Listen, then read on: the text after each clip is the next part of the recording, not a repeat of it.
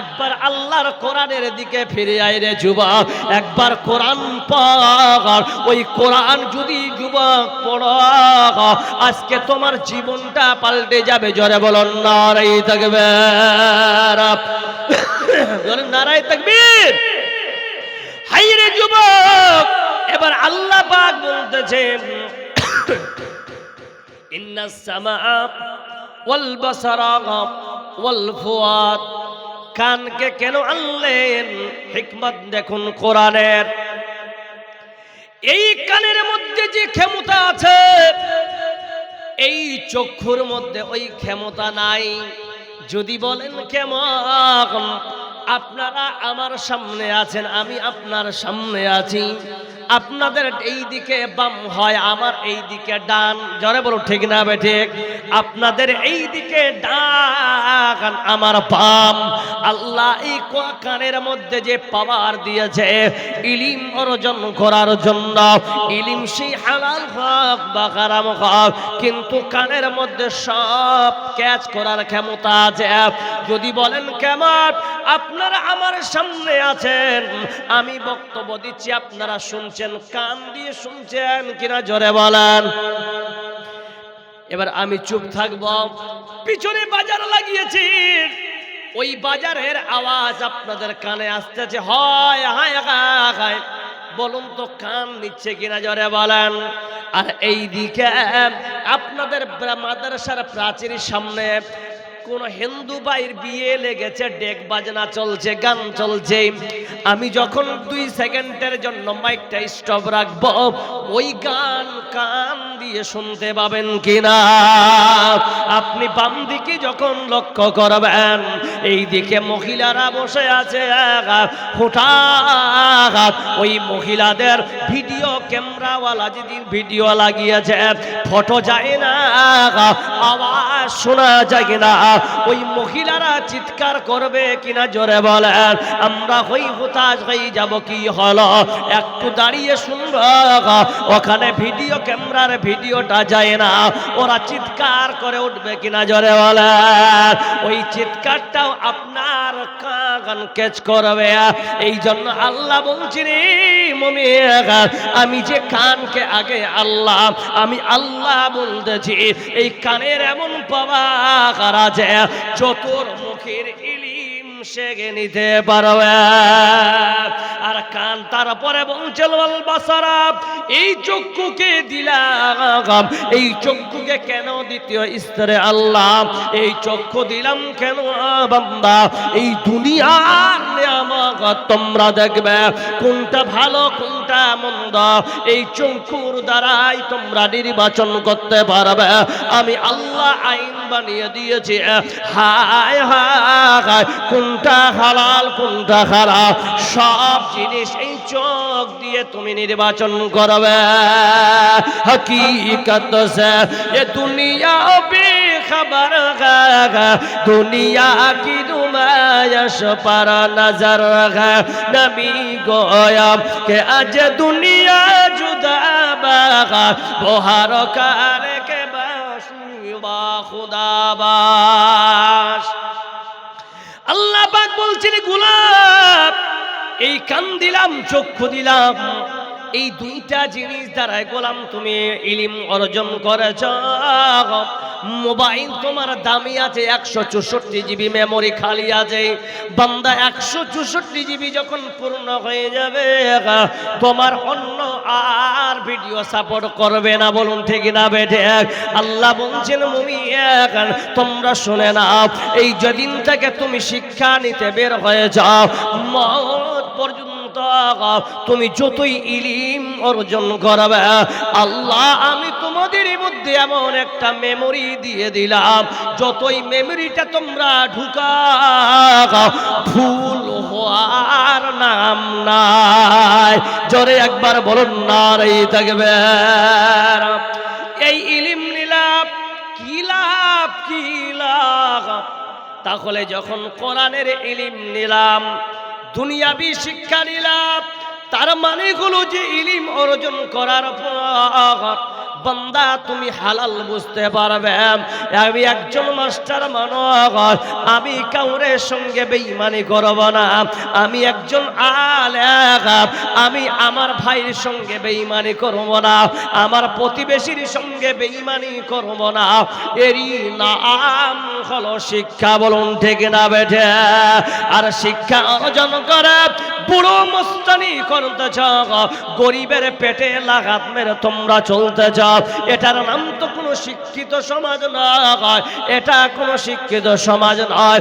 আল্লাহ বলছেন গোলাম রে, হাল ইয়াস্তাবিল্লাযীনা ইয়ালামুনা ওয়াল্লাযীনা লা ইয়ালামুন, যারা জ্ঞানী যারা অজ্ঞান কোনোদিন দুইজনই সমান হতে পারে না। এবার মাস্টার আপনি অজ্ঞান, যদি আপনি জ্ঞান থাকা সত্ত্বেও আপনি কোনো মানুষের সঙ্গে বেঈমানি করার, আইনের খেলাপ করার, আপনিও অশিক্ষিত হয়ে যাবে। আর যদি আপনার ইলম থাকে, শিক্ষা থাকে, পাশাপাশি আপনি দ্বীনি তালিম হাসিল করেছেন, আল্লাহর আইন মেনে চলেছেন, তাহলে আপনি হলেন একজন শিক্ষিত মানুষ। আর আলেম কাকে বলবে? আল্লাহ পাক কোরআন দিয়ে বুঝাচ্ছে, পৃথিবীর মধ্যে যারা আলেম, যারা শিক্ষিত সমাজ, তাদের একটা বড় গুণ আল্লাহ আমার কাছে আছে, যেই গুণ আমার কাছে খুব পছন্দনীয়। ওই জাতি, ওই জাতি, ওই গোত্র, ওই সম্প্রদায় আছে যারা আমাকে ভয় করে দুনিয়া করবে, যারা ইলম অর্জন করবে, তারা কোনোদিন দুনিয়ার বেঈমানকে ভয় পাবে না, তারা সারাক্ষণ আল্লাহকে ভয় করে দুনিয়া করবে। আল্লাহ পাক বলতেছে, ইন্নামা ইয়াখশাল্লাহু মিন ইবাদিহিল উলামা। উলামা এমন একটা সম্প্রদায় যারা আল্লাহকে ভয় করে দুনিয়া করবে। সুধী মণ্ডলী, তাহলে দেখেন, ভয় করবে, কিন্তু আজকে আপনার আবার সমাজে আপনি দেখেন, বাজার করতে গিয়ে আমরা ঠকাই, গরিব মানুষ বলে, বলুন ঠিক লাভে ঠিক? একজন গরিব মানুষকে পেয়ে আমরা ঠকাই, অথচ আমি একজন শিক্ষিত মানুষ। না না না না, আপনার বিবেক যখন বলতেছে এই গরিবটাকে ঠকানো হচ্ছে, আপনি পূর্ণাঙ্গ দাম দিয়ে নেন, তাহলে আসেন হাফেজ ইবনে হাজার আসকালানী রাহিমাহুল্লাহ বুখারী শরীফ ফাতহুল বারীতে উনি একটা ওয়াকিয়া নিয়ে এসেছেন। কি ওয়াকিয়া? দেখেন, ইমানদার যার মধ্যে ইলম থাকবে, আল্লাহ বলছেন তারাই হলো আলেম। আর আলেম কি বলতেছেন? শুধু দাড়ি রাখলে হবে না, মৌলবি হলেই হবে না। মৌলবি হওয়ার পাশে অনেকে দেখবে ওই মৌলবি নামাজ পড়ে না, ওই মৌলবি সুদের কারবার করে। আল্লাহ বলছেন, ওগুলা মাদ্রাসার সার্টিফিকেট নিয়ে তুমি ধুয়ে খাও, তোমার জন্য আমার কাছে আলেম বলে কোনো নাম নাই। কিন্তু আলেম হলো তারা যারা ছোট্ট করে ইলম নিয়েছে, এটা আল্লাহ হালাল বলেছে, এটা আল্লাহ হারাম বলেছে। এই নির্বাচন যখন করেছো গুলা, তার মানে তুমি হয়েছো ছোট্ট আলেম। এবার ওই আলেমটার আমি আল্লাহ সম্মান বাড়িয়ে দিব। সেই জায়গায় আব্দুল্লাহ ইবনে জারিয়া রাদিয়াল্লাহু তাআলা আনহু নিজের গোলামকে বলছেন, গোলাম তুমি বাজারে যাও, একটা ঘোড়া কিনে নিয়ে আসো। এবার গোলাম গেল বাজারে, গেল ঘোড়া কিনতে। কেনার পর 200 দিনার দিয়ে একটা ঘোড়া আনলেন। কয়শো দিনার ভাই? নিয়ে আসার পরে মালিকের সামনে বলছেন, ও আব্দুল্লাহ ইবনে জারির, এই দেখেন আমি ঘোড়া আনলাম। এবার মালিকের কাম কি? একজন শিক্ষিত মানুষের কাম কি হবে দেখেন। গোলাম শোনো, এই ঘোড়াটা কত টাকা দিয়ে নিয়ে এসেছো বলো? 200 দিনার। আব্দুল্লাহ ইবনে জারির দেখতেছেন ঘোড়ার মাথার দিকে তাকায়, একবার নিচের দিকে তাকায়, তাকানোর পর দেখতেছেন ওই ঘোড়ার দাম অনেক কম হয়েছে।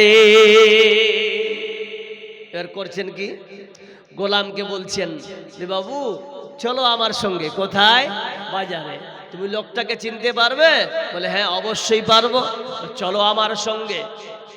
লোকটাকে দেখে বলছেন ভাই সাহেব, লোকটা ছিল একজন ইহুদি, আপনি যে ঘোড়াটা বিক্রি করেছেন এই ঘোড়াটার বাজার সম্বন্ধে আপনি অজ্ঞ না আপনি অভাবের কারণে বিক্রি করেছেন?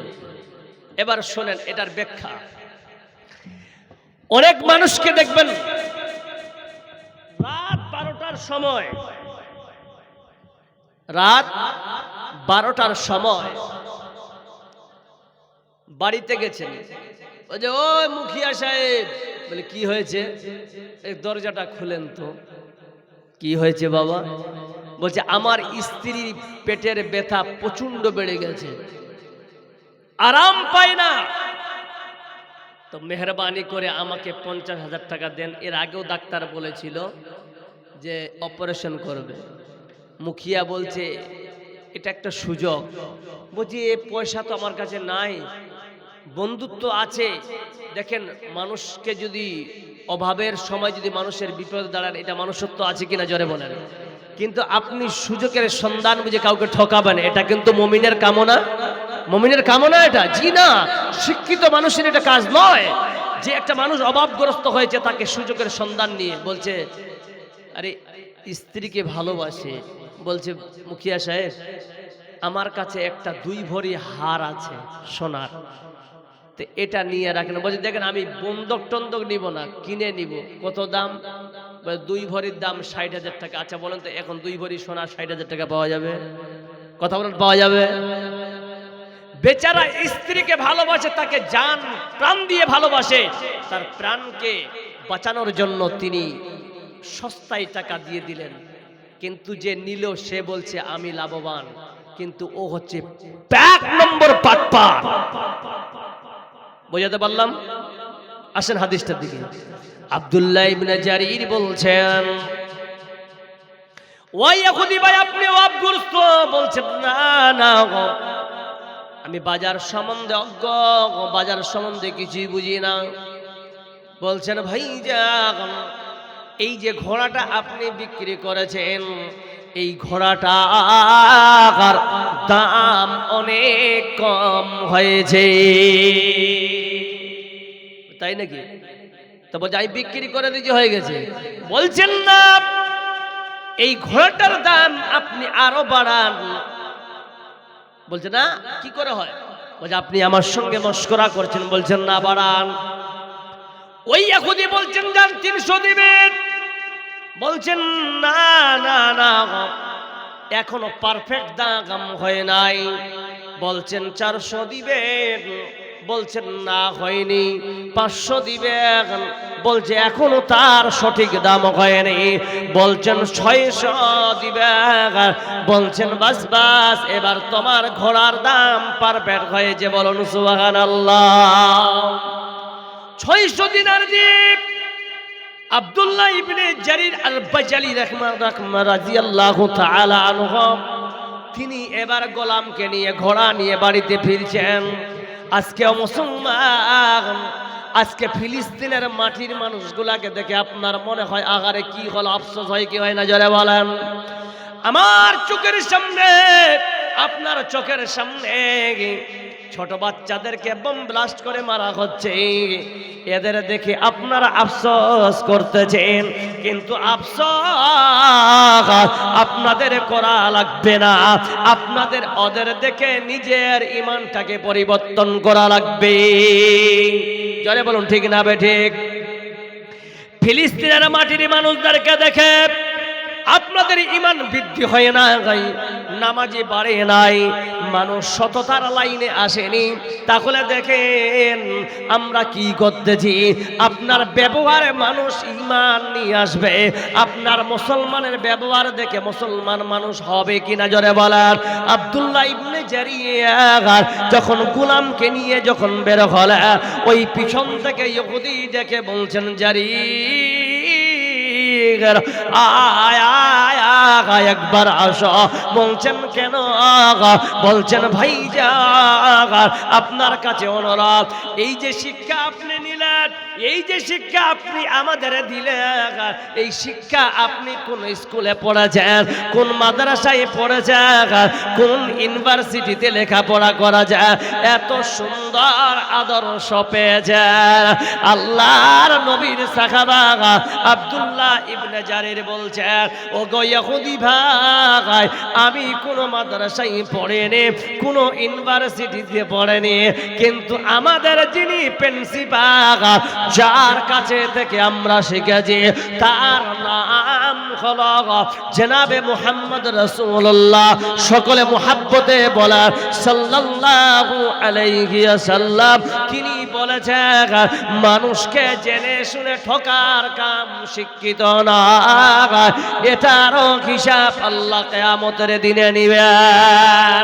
যদি শিক্ষিত না হয় তাহলে জ্ঞান না থাকার কারণে তিনি বলবেন।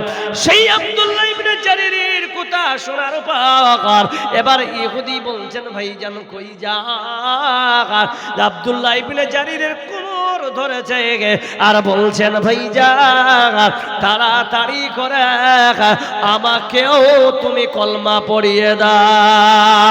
জোরে বলো নারে তাকবীর, জোরে বলো নারে তাকবীর।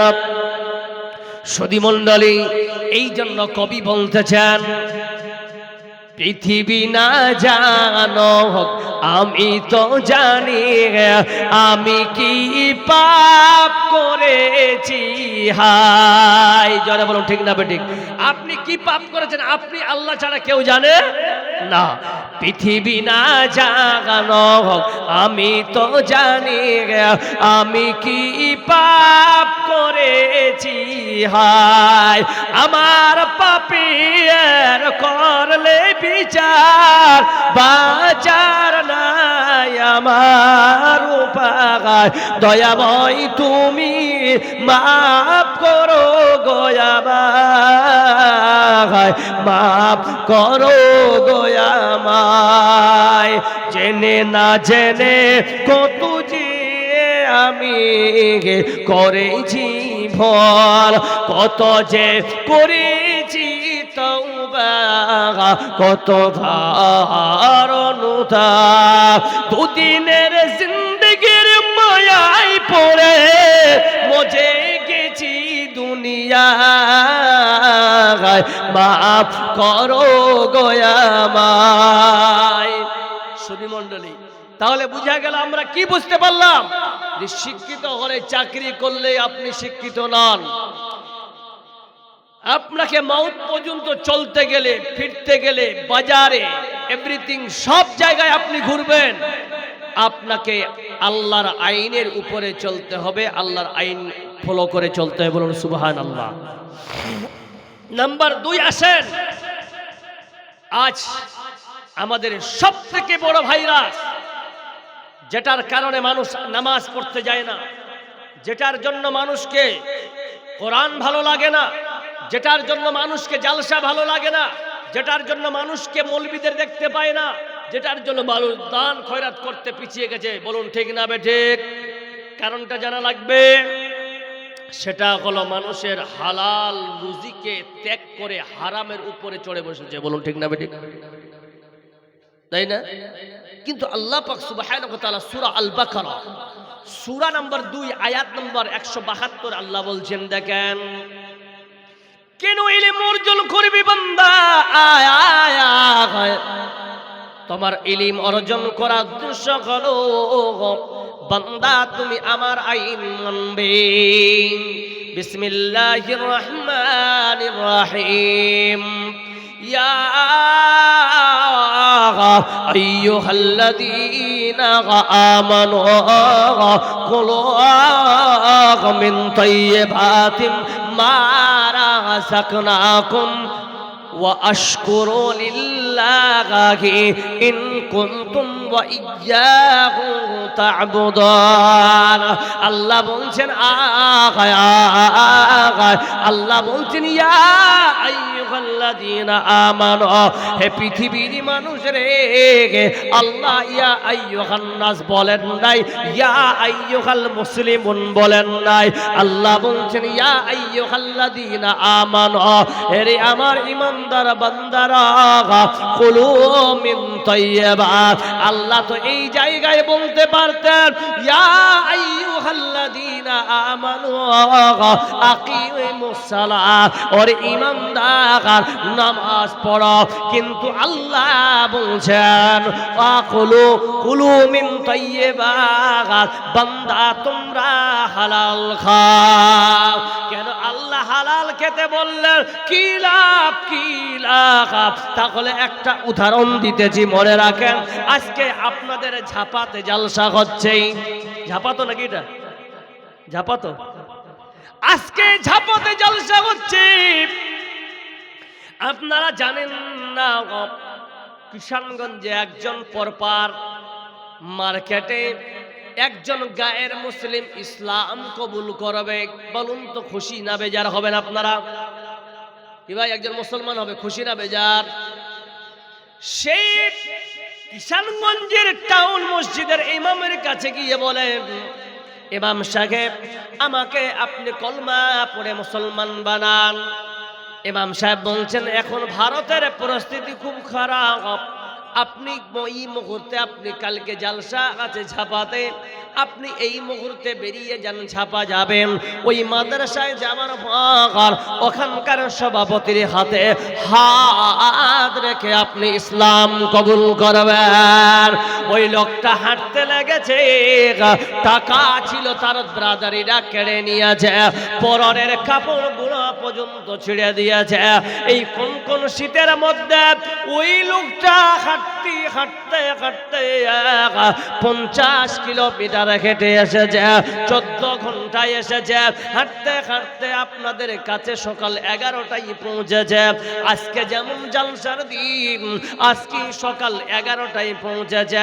এবার তাকে দেখার জন্য ঝাপা এলাকাবাসীরা সবাই পাগল। হাহারে, আজকে আমাদের ধর্মে একটা নতুন সদস্য জয়েন হচ্ছে, বলুন সুবহানাল্লাহ। সব আনন্দে উল্লাসী। এবার পৌঁছে যখন গেলেন ইমাম সাহেব, আমাদের সভাপতি সাহেব, সকলে আনন্দ সবাই। এবার বলছেন শোনো, এই লোকটার কাপড় চোপড় সব ময়লা ছিঁড়া ফাটা, একে গোসল করা, সুন্দর করে তাকে পাক পবিত্র করা হলো। নতুন সাদা দবদবে পাঞ্জাবি পায়জামা টুপি পরানো হলো। এবার সময় দেখতেছে এই বান্দাটা হলো জান্নাতি, বলুন সুবহানাল্লাহ। ওই মুহূর্তে তিনি যে ঈমান এনেছে, কোনো পাগাম নাই। যারা ঈমান বুঝে, যারা ঈমান জানবে, তারা এক বাক্যে চিনবে এই লোকটা যদি এই মুহূর্তে মারা যায়, বিনা হিসাবে আল্লাহ তাকে জান্নাত দিবে, বলুন ঠিক না বেঠে? ওই লোকটাকে নিয়ে যাচ্ছে। ইতিমধ্যে আপনাদের মাদ্রাসার মুয়াজ্জিন আযান দিতেছে, আল্লাহু আকবার আল্লাহু আকবার, মানে আল্লাহর বড়াই বয়ান করতেছে। হাইয়া আলাস সালাহ,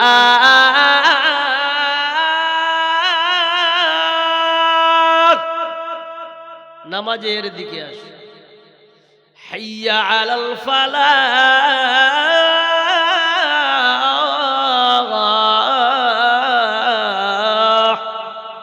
এটাই তোমাদের কামিয়াবি, ঠিক না বেঠিক? সব ইমামি মুয়াজ্জিন যত ছিল সমস্ত মুসাল্লিগণ মসজিদে পৌঁছে গেলেন। ওই লোকটাকে আমাদের সভাপতি সাহেব হাত ধরে তিনি আগিয়ে নিয়ে গেলেন। এবার প্রথম সাফে দাঁড়ানো ও মুসলমান বলুন তো 14 ঘন্টা কেটে এসেছে, টাকা নাই, কাপড় নাই, পরনে জুতা নাই, পেটে খিদা লাগবে কি লাগবে না জোরে বলেন। ওই লোকটা এবার নামাজ পড়তে গেছে, উনি নামাজ পড়তে গেছে, ইমাম সাহেব আনন্দে উল্লাসে আহারে আমার হাতে হাত রেখে একজন মুসলমান হয়েছে, এই আনন্দে আল্লাহর নামাজ তিনি আদায় করতেছে, রুকু লম্বা, সাজদাও লম্বা। মুসলমান জবাব দেয়, পেটে যদি অত্যন্ত ক্ষুধা থাকে তাহলে রুকু করতে ভালো লাগবে, কি লাগবে ভালো, মাথা ঘুরবে। ওই লোকটা চিন্তা করবে আকারে কোন জায়গায় এলাম, এই জায়গায় এসলাম, এই জায়গায় তো খাবার কেউ জিজ্ঞাসা করলো না, ওকে রুকু ভালো লাগবে না, সিজদাও ভালো লাগবে না, দোয়া জানে না, কিছুই ভালো লাগবে না। ও মনে মনে ভাববে আমি কি জায়গায় চলে আসলাম রে বাবা, তো 14 ঘন্টা খেটেছি, পানি পাতা খেয়ে এসেছি, ভারী খাবার যদি হতো তাহলে একটু তৃপ্তি পেতাম। আল্লাহ বলছেন গোলাম শোনো, এটা ছিল উদাহরণ, এবার আয়াতের সঙ্গে আপনি মিলিয়ে নেন। আল্লাহ পাক বলতেছেন গোলাম ইয়া আইয়ুহাল্লাযীনা আমানু কুলু মিন তাইয়্যিবা, বান্দারে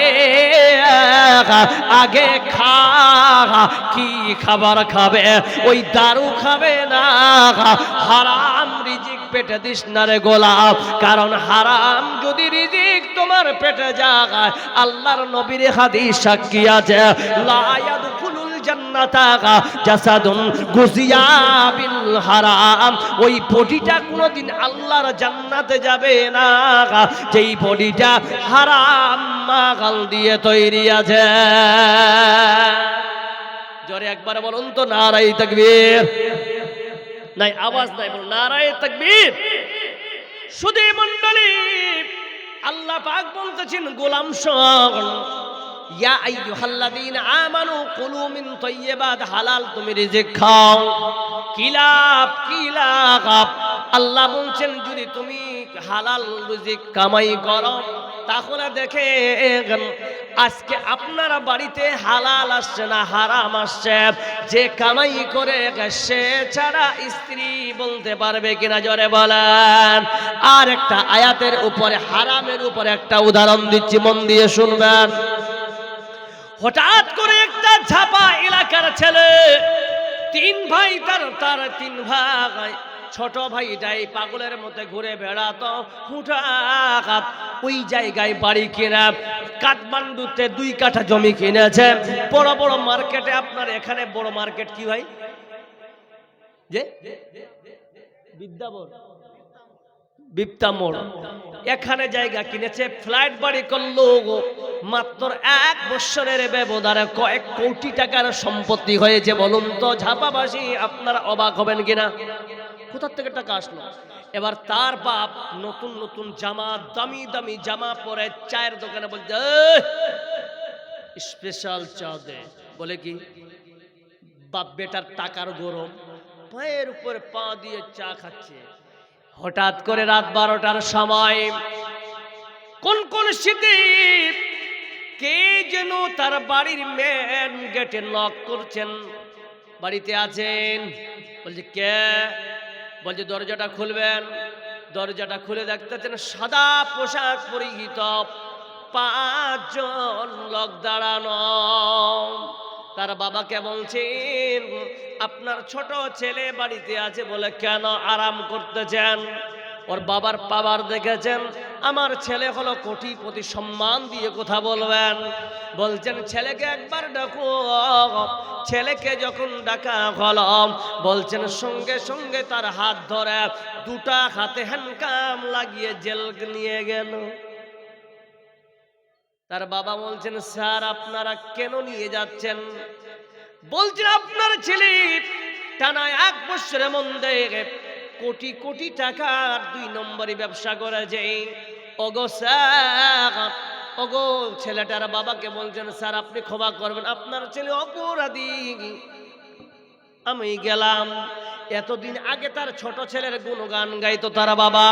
আমার ছেলেটা হলো খুব ভালো ছেলে, আর দুটা ছেলে কাম করে খেত, বলছেন এটা একদম অকর্মা ছেলে, এটাই আমার ভাগ্য পরিবর্তন ছেলে, এটাই আমার ভালো ছেলে। আর তারপরে দিনে চায়ের দোকানে গিয়ে স্পেশাল চা আর চাইবে, যখন চা খেতে যাবে তখন বলবে এসেছে 2 নম্বর বাপের দিনও ছেলের বাপ। বাপ লজ্জায় যাবে না?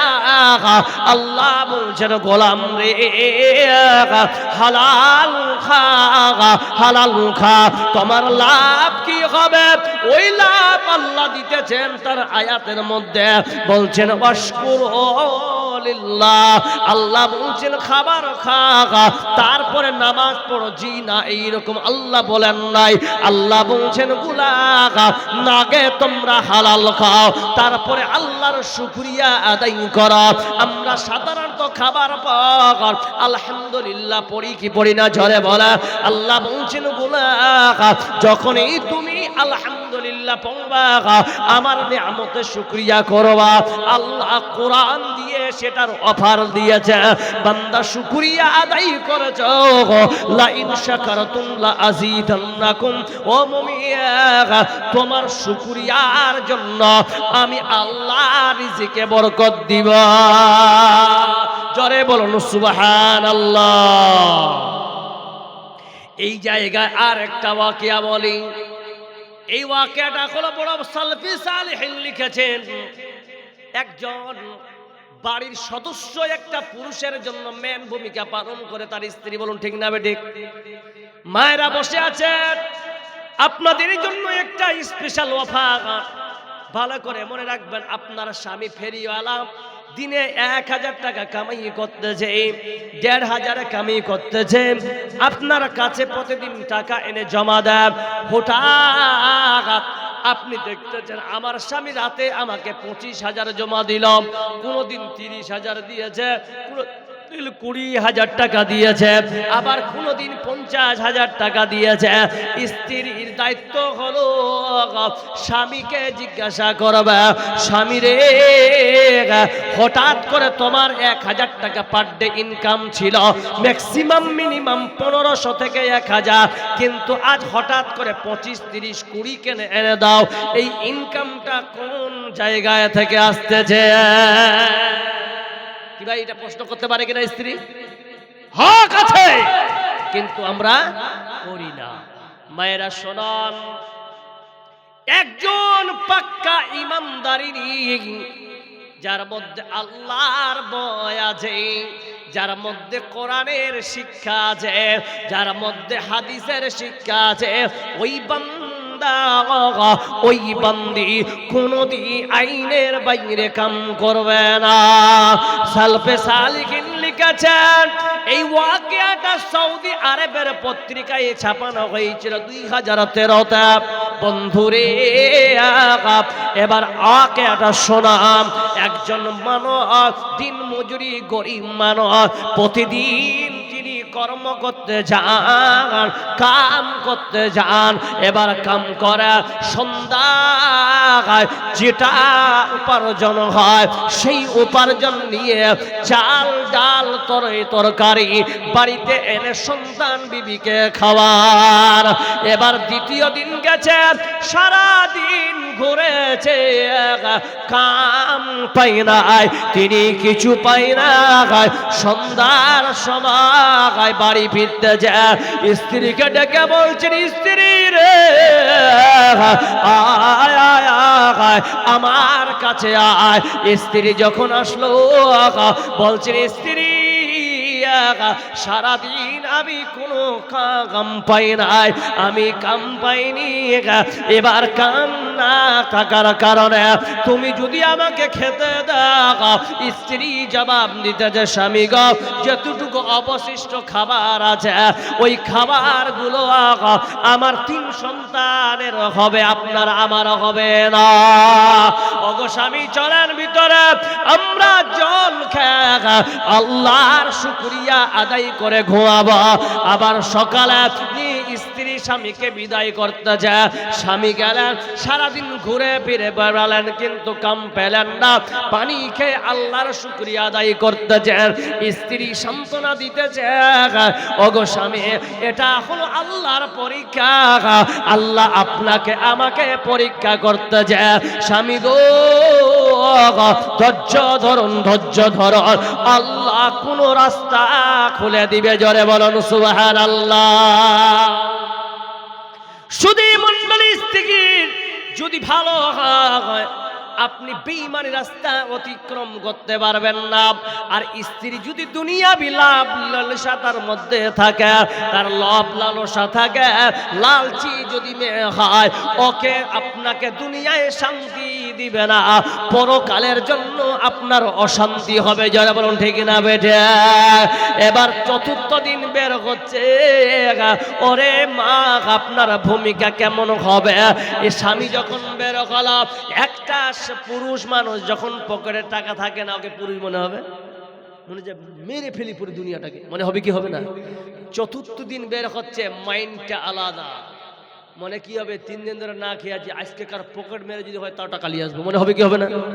মার্ডার করে যদি হয় তবুও টাকা নিয়ে আসবো, এই মনোভাব নিয়ে বের হচ্ছে। এটা পুরুষত্ব কিনা? যেখান থেকে হোক নিয়ে আসতেই হবে। ये पेट का मामला है, पेट को भी बचाना है, स्त्री बाल बच्चों को भी बचाना है। ठीक ना बेटी भाई? বেরিয়ে গেছে, ঠিক 100 মিটার দূরে গেছে স্বামী। স্ত্রী দেখুন যদি নেক স্ত্রী হয়, আপনাকে ইহকাল পরকাল আপনাকে বাঁচাবে। বলুন সুবহানাল্লাহ। স্ত্রী ডেকে বলছেন, স্বামী গো এখানে একবার আসেন, আমার পাশে আসেন। যখন স্বামী পাশে আসলো, স্ত্রী বলছেন, স্বামী গো 3 দিন 3 রাত আমরা জল খেয়ে আল্লাহর শুকরিয়া আদায় করে আছি গো স্বামী। স্বামী গো আজকে যেমন আপনি বের হয়েছেন, আপনার কাছে একটা অনুরোধ, এমন কোন কাম করবেন না স্বামী, এমন কোন রিজিক আপনি বাড়িতে আনবেন না স্বামী গো, যেই রিজিকটা খেলে আল্লাহ নারাজ হয়ে যাবে।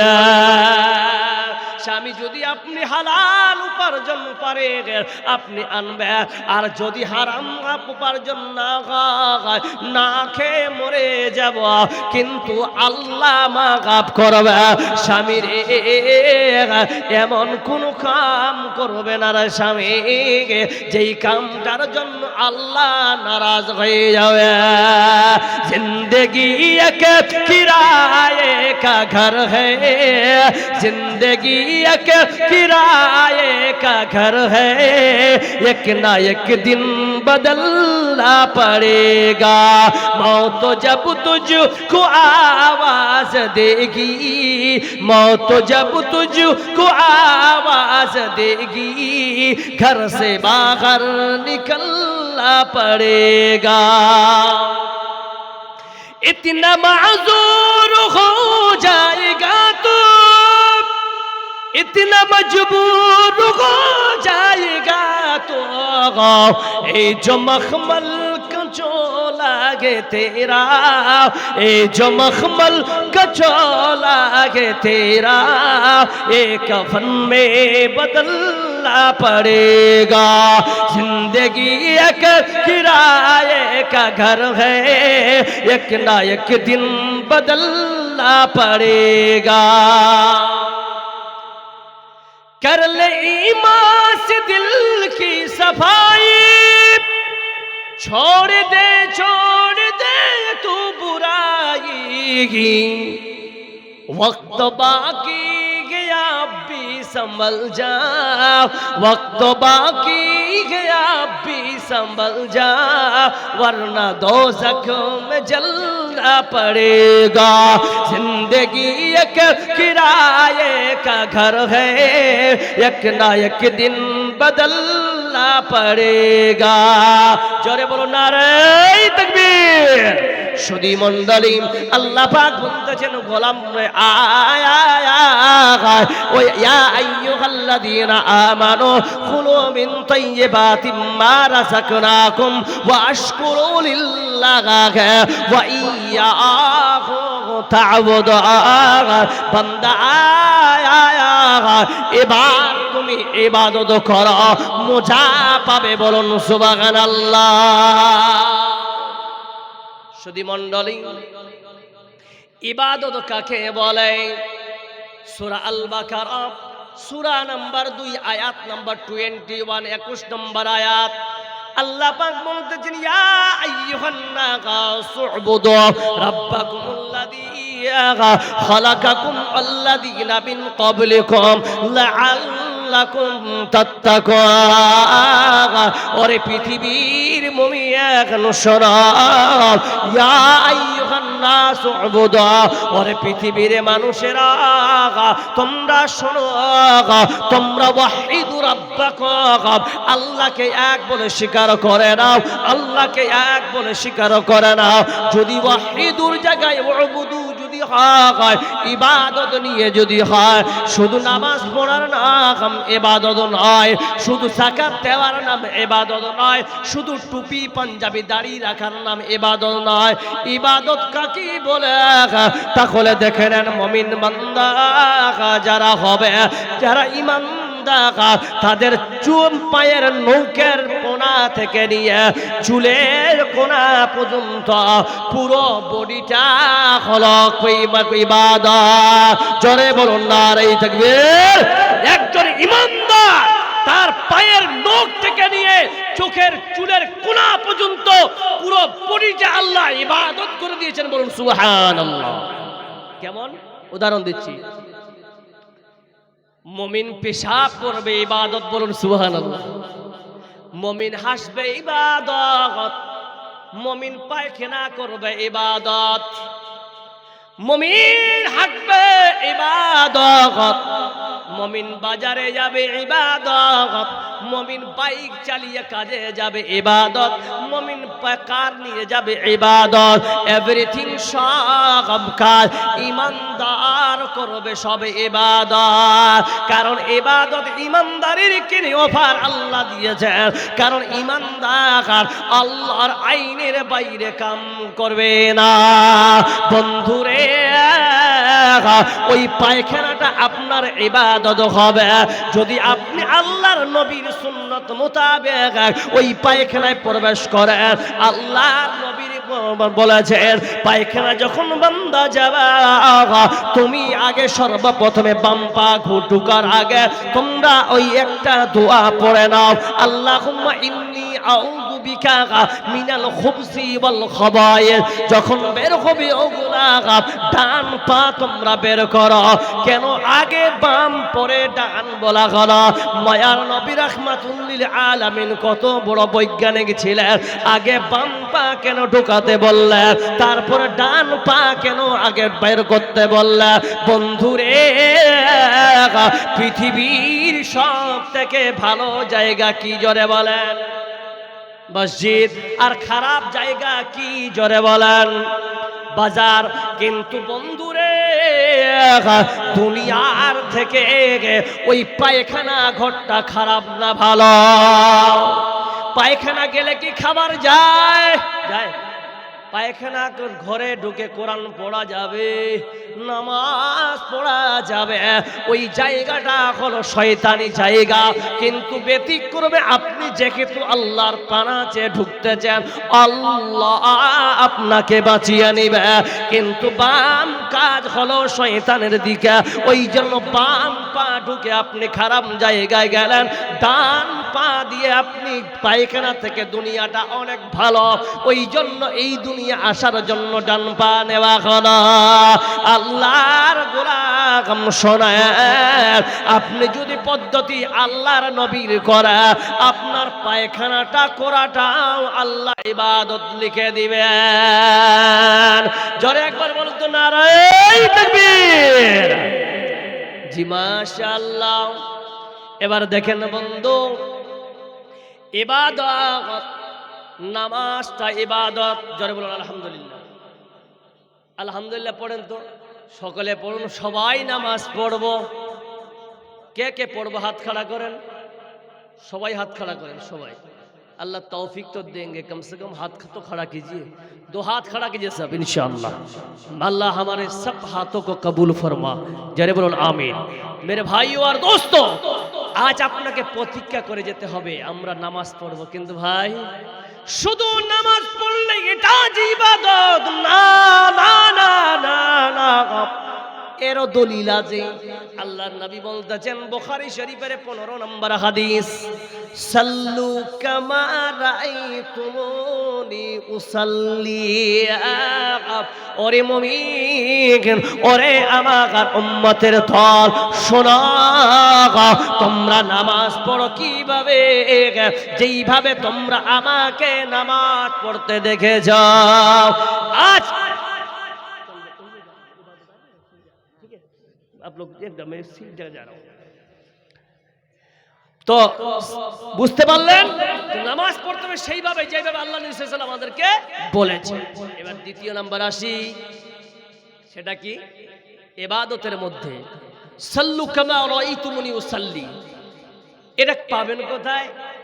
কার কাছে গেলে? ভাই সাহেব क्या हुआ? हेलो सर, ओ भाई साहब क्या हुआ? बात नहीं करनी है। এবার শোনেন বন্ধু, নামাজ শিখতে যাবেন, একটা ভালো একটা আপনাকে ফর্মুলা দিয়ে যাচ্ছি। আচ্ছা, এখানে অনেক শেখরা বসে আছেন। শেখ আপনার নাম কি? মোহাম্মদ ইসহাক ফৈজি হাফিজাহুল্লাহ। আপনার নাম শেখ रफीकुल इस्लाम भाई। इसहाक साहब बड़े आलिम हैं। मैं आप लोगों से एक दरखास्त करना चाहता हूं कि इसहाक साहब के पास कोई भी यहाँ के एक आदमी आज तक या इनके पूरी जिंदगी में कोई मुसल्ली इनके पास आके ये सवाल किया है कि शेख मेरी नमाज हो रही है कि नहीं? क्या शेख सवाल किया है आपसे? क्यों प्रश्न करें?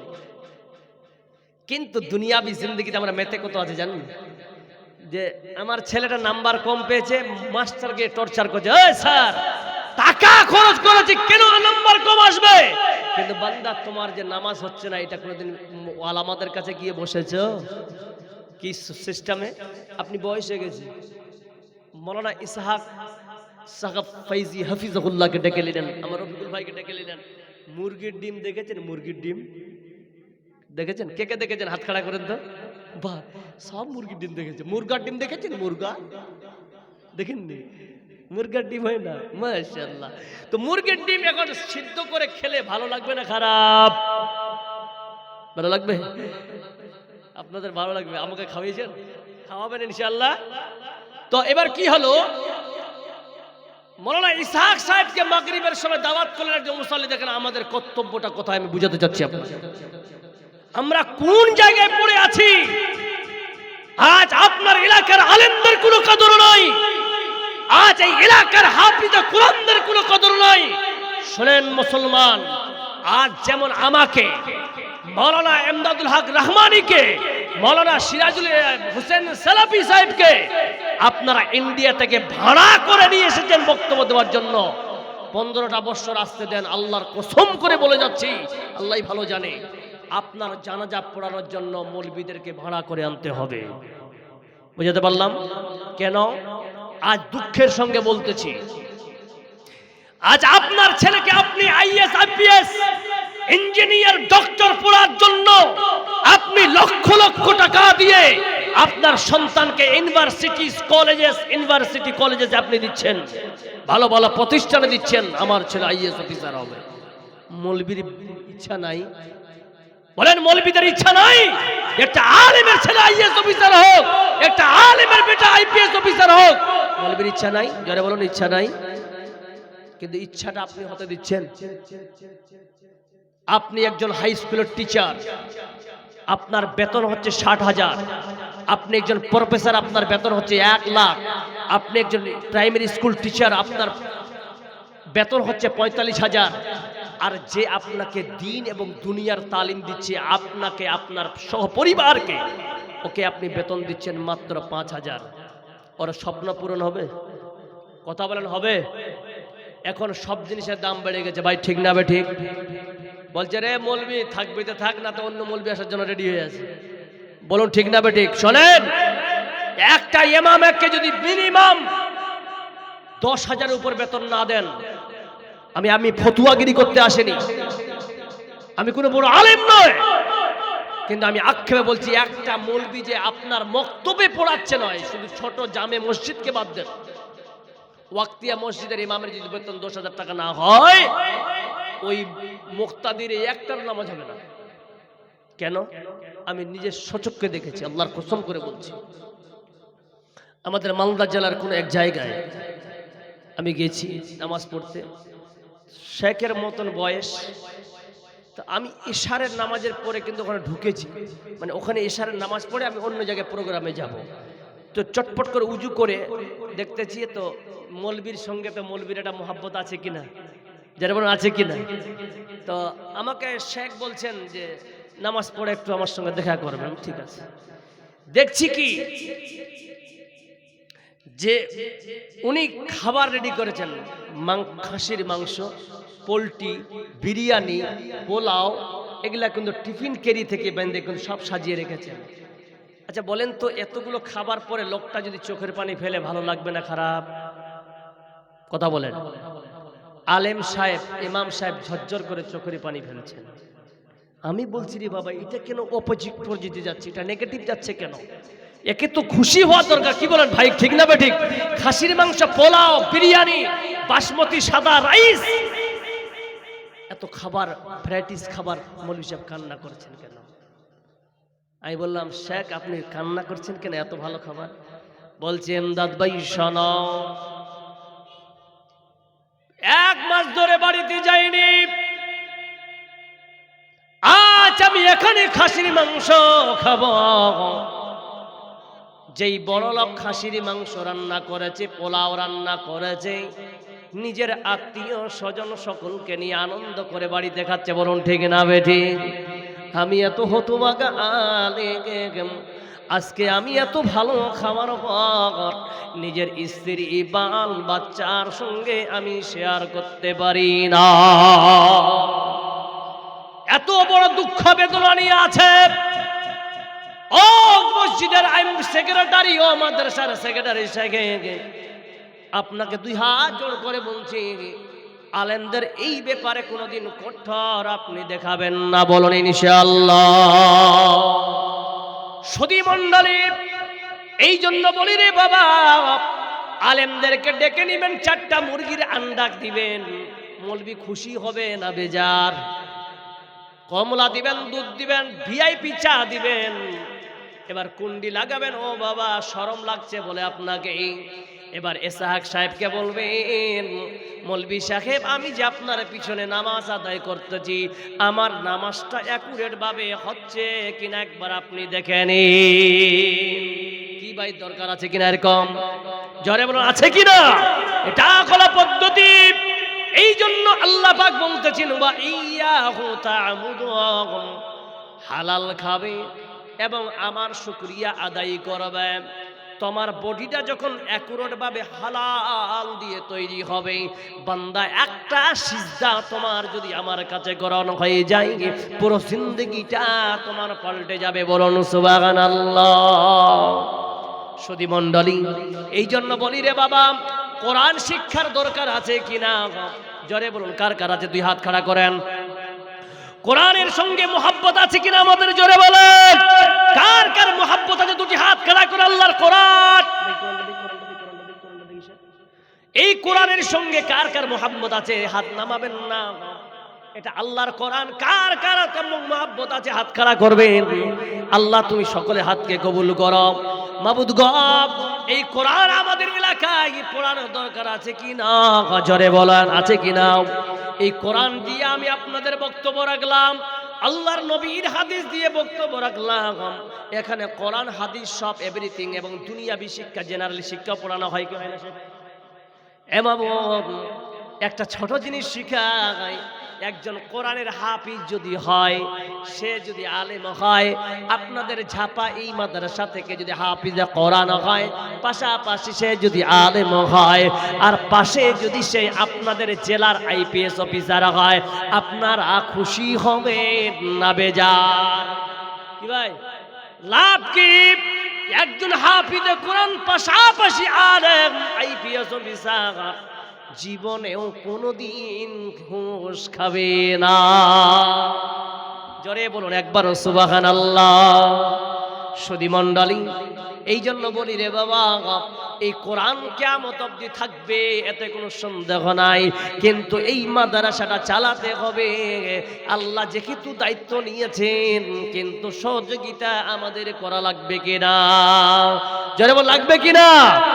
আজ না হয় কাল তুমি যাইবা কবরে, যাবার সময় দেখবে চেয়ে গো তোমার সবই রইল পরে। দাদা এটা কে দিলেন ভাই? কত ভাই সাহেব, আসসালামু আলাইকুম। কাঁ জি, কাঁ গে? ঠিক আছে, মাশাআল্লাহ। আমার কি ভাই আল্লাহ এখানে ছিল, খুশি মনে 1000 দান দিয়ে গেল, যে উদ্দেশ্য যে নিয়তে আল্লাহ করেছে গো দান, এই দান কবুল করো তুমি, সুবহান আমিন আমিন। কি নাম? শাম মোহাম্মদ। শাম মোহাম্মদ বান্দা এখানে ছিল, 2000 টাকা আল্লাহ দান দিয়ে